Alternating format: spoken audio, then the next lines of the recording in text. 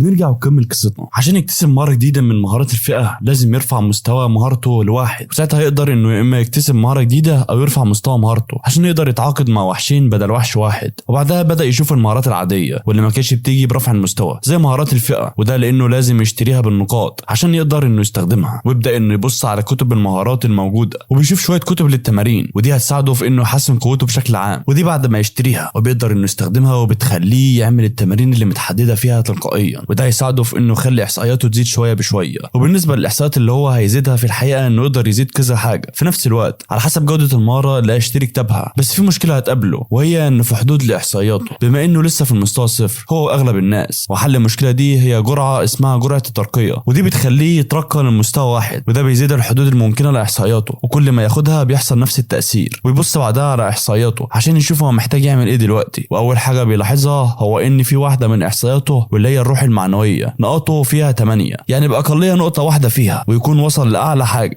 وبعدها ياخد جرعة الترقية، بس بيفكر شوية بيلاقي ان كده في حاجة ناقصة، لان احصائيات روحه دي لما يزودها بالكتب ويوصلها 9 بعد كده ياخد جرعة الترقية ويرجع يزودها تاني، غالبا مش هيقدر يخليها تزيد عن 17 مع انه لازم يوصلها 20 عشان يقدر يترقى للمستوى التاني. وده معناه ان اكيد في طريقة تانية غير كتب التمرين عشان يزود احصائياته، والا كده الموضوع هيكون كله معتمد على الخط، وكده مش هتبقى حاجة منطقية. وتخمينه كان ان الطريقة هي عن طريق المهام اللي بياخدوها من حاكم الكسل، واللي اكيد هتديله جوائز ممكن تزيد احصائياته زي ما اخد منها مهنة المتعاقد اللي قدر يتعاقد بيها مع عنكبوتة. وبعد كده قرر اخيرا انه يشتري كتاب تمرين، وكان كتاب سيء جدا وب20 نقطة بس قرر انه يشتريه لان دلوقتي عاوز يزيد احصائيات روحه يوصلها ل9 بس مش اكتر، فمش هيحتاج حاجة متكلفة يعني. وبدأ بعد كده انه يستخدم مهارة تمرين الكتاب ده، واللي كانت مخليه يعمل شوية حركات غريبة بس كانت فعلا بتأثر على احصائياته وبتخليها تزيد ببطء. وبيفضل يتمرن لحد ما فجأة في واحد غريب بيقطع تمرينه، فهو بيبص عليه، فالغريب ده بيبدأ يكلمه وبيقول له ان اسمه تشينج وبيديله بطاقة فيها معلوماته. فهو بيقرأ وبيعرف انه كان تاجر عقارات قبل ما يتخطف معاهم من حاكم الكسل.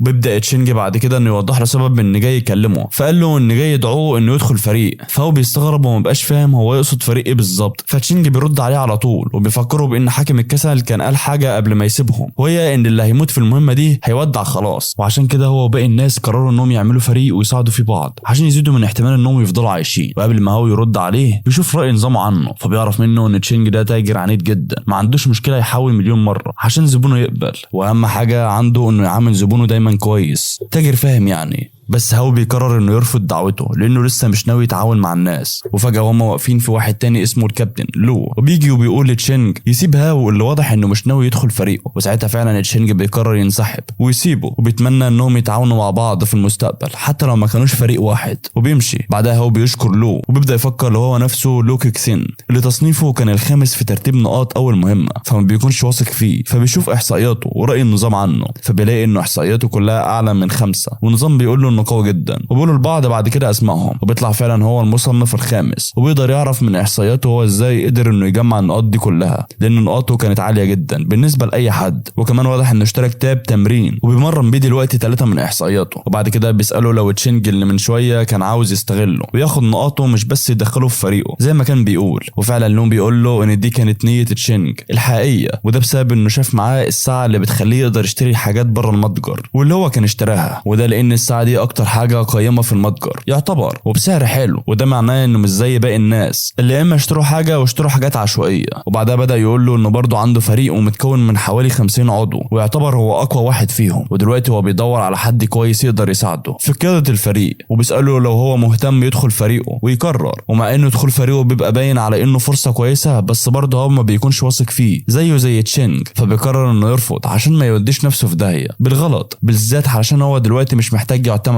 وبعدها بيستأذنه وبيمشي، ولو بيقول له انه يحجز له مكان في فريقه. بس بعد ما هو بيمشي على طول فجأة واي جي بيطلع وبيبدأ يكلم لو، وبيقول له انه غالبا مش هيقدر يدخل هاو لفريقهم. والحقيقة ان واي جي بيكون جزء من فريق لو، وكان بيقول له كده عشان ما يدخلش حد يبقى اقوى منه وياخد مكانه في الفريق. بس لو بيقول له انه كان شايف انه مجرد شاب صغير عايز يكون منفرد وما فيهوش حاجة مميزة قوي يعني. بس لو حس ان كلام واي جي فيه حاجة غلط، وسأله لو هو بيقول الكلام ده لأسباب شخصية لان كلامه شكله مش سالك. ذلك. بس الحقيقه ان واي جي ما انكرش كده وقال له ان فعلا عنده مواقف مع هاو، بس قال له انه لو هيقدر يدخله الفريق فهو مستعد انه يحل مشاكله معاه، بس ما يضمنش انه هاو ناوي يسامحه. فلو رد عليه وقال له ما يقلقش، لان كده كده لو هاو دخل هيضطر انه يحل مشاكله معاه حتى لو غصب عنه، لانه مش هينفع اعضاء الفريق يكونوا في مشاكل بينهم. بعدها لو بدا يقول لواي جي انه له مكانه عاليه في الفريق، وعشان كده يديله اسلحه يقدر بيها انه يزيد قوته ويقدر انه يؤدي كويس في المهمه. وده خلى واي جي يتكبر ويرجع لتفكيره في انه ينتقم من هاو، وده بسبب انه دلوقتي في فريق قوي وهيقدر انه يتطور بسرعه ومش هيقدر انه يقاومه بعد كده تاني بالعنكبوته بتاعته، وبكده اخيرا هيقدر ينتقم منه بسهوله. وبنبدا اننا نشوف هاو وهو بيتمشى بيفكر في اسم للبنت العنكبوته بدل ما هو مش عارف يناديها بايه، وعشان كده بيقرر يسميها جي، وبتفرح جدا بالاسم ده. وبعدها لما بيكمل ماشي بيتفاجئ بانه اخيرا لقى يون اللي كانت مختفيه من ساعه حوار واي جي، فبيسلموا على بعض وهو بيسالها هي بتعمل ايه هنا، فبتقول له انها كانت واقفه تستناه علشان تتاسف له عن المشاكل اللي سببتها له مع واي جي، وبتقول له يمدلها ايده لثواني، فهو بيقول لها انه مش محتاج منها اي تعويض وكده كده الموضوع خلاص عدى على خير. بس هي برضه بتفضل مصره انها تديله هديه معينه كتعويض على اللي حصل، فبتديله حاجه صغيره كده وبتقول له ان في تعويذه تقدر تحميه من اي ضربه قادره انها تقتله، بس بتستخدم مره واحده بس، وقالت له انها تفيده وهو بيستكشف العالم في المهمه عشان لو حصل اي حاجه يكون جاهز. وساعتها هاو بيتعرف على التعويذه دي وبيفتكر انها كانت بتتباع ب 40 نقطه، وده معناه ان يون صرفت نقطها كلها علشان تجيبها له، وده بيخليه يشكرها وهو متاثر بالتضحيه اللي هي عملتها عشان تعوضه. بعدها يون بتمشي وهاو كل تفكيره هو انه لازم يساعدها في المستقبل لو هي احتاجت منه اي حاجه. وبعد كده بيكون باقي شويه قليلين على ميعاد بدء المهمه، والناس بتبدا تتجمع حوالين الحواجز اللي بتحميهم عشان يحاولوا يستكشفوا العالم قبل اي حد. وقبل ما الحواجز تتشال بثواني حاكم الكسل بيروح لهم وبيبدا يقول لهم يستعدوا كويس ويشرح لهم شويه حاجات من اللي هيقابلوها في العالم، زي انهم ممكن في اي وقت يدوا لهم مهام صيد الوحوش او كائنات معينه لو خلصوها هياخدوا عليها نقاط زياده. وبعدها الحواجز اخيرا بتتشال والناس كلها بتبدا تجري لبعيد عشان يجيبوا اكبر عدد من النقاط، والناس اللي احصائياتهم عاليه كانوا هم اللي سابقين الكل. بس بالنسبه لحد زي هاو احصائياته اغلبها كانت مش كويسه وعشان كده كان بطيء جدا بالنسبه للباقيين، والناس كانوا بيفكروا في انه بضعفه ده مش هيقدر يكسب اي حاجه. بس الحقيقه ان هاو كان قاصد اصلا يخليهم يفكروا كده عشان يبعدوا كلهم عنه ويتفضل لوحده. ولما ده فعلا حصل وبقى موجود في مكان معزول استدعى اخيرا جي واللي شالته وبدات تجري بيه بسرعه كبيره جدا. والناس في الوقت ده كانوا اكتشفوا ان عندهم كمان ميزه في نظامهم للمهمه دي، وهي خريطه بتظهر لهم الاماكن المستكشفه من العالم. ولما كانوا باصين فيها لقوا ان فجاه في خط طويل على الخريطه مستكشف وما كانوش عارفين مين اللي ممكن يكون قدر انه يستكشفه بالسرعه دي. وبعدها هاو بيبدا يبص وبيلاحظ ان نقاطه فعلا زادت لما استكشف جزء من العالم، بس للاسف كانت زادت بكميه قليله مع انه مشى لمسافه 5 كيلو بحالهم. وده خلاه يستنتج ان المكان اللي حوالين نقطه البدايه الواضح انه امان، وعشان كده ما قابلوش اي وحوش واخدوا نقاط قليله. وكمان الواضح ان الوحوش الموجوده في المهمه هتكون اقوى بكتير من المهمه اللي قبلها، وده غير ان العالم واسع جدا وشكلها كده مش هتبقى مهمه سهله. وبيفضل هاو وجي يستكشفوا العالم لبقيه اليوم، بس لما الليل بيجي بيكون قدر انه يجيب 10 نقاط بس من الاستكشاف، وما بقاش لسه ظاهر له ولا مهمه صيد لحد ما اخيرا بيلاقي معسكر لوحوش العفاريت. وبلاحظهم انهم مجرد وحوش ضعيفه ومستواهم كلهم صفر، بس ما بيكونش حابب فكره انه يهجم عليهم هجوم مفاجئ بالليل